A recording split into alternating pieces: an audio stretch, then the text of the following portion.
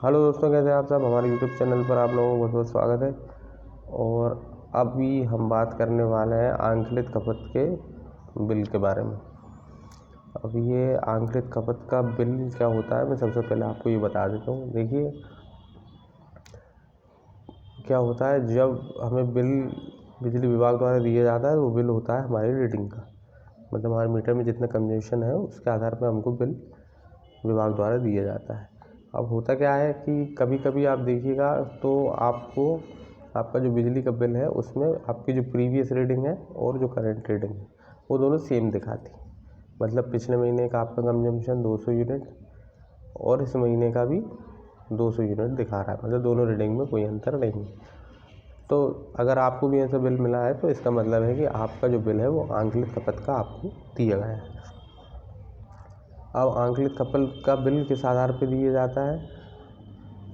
आंकलित खपत का बिल आपको अपने जो कंजम्पशन है प्रीवियस 3 मंथ का या 6 मंथ का, उसके एवरेज के अनुसार निकाल कर आपको आंकलित खपत का बिल बिजली विभाग द्वारा दिया जाता है। नॉर्मली आंकलित खपत का बिल वैसे तो दिया नहीं जाता है।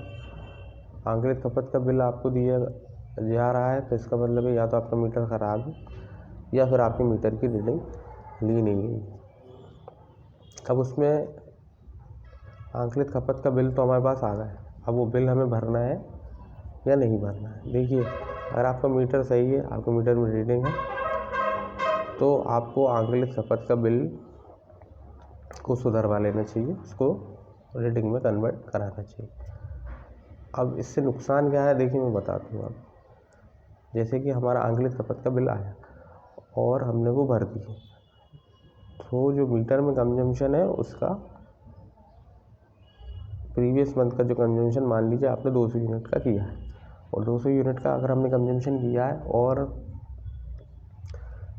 वो जो कंजम्पशन है वो हमारे इस बिल में नहीं आया है, हमें आंकलित खपत का बिल दे दिया गया है, तो वो यूनिट्स हमारी इस बिल में नहीं जोड़ी। अब होगा क्या कि ये आंकलित खपत का जो बिल है वो भी हमने भर दी, मान ली 200 यूनिट का आंकलित खपत का बिल है वो हम भर दिए।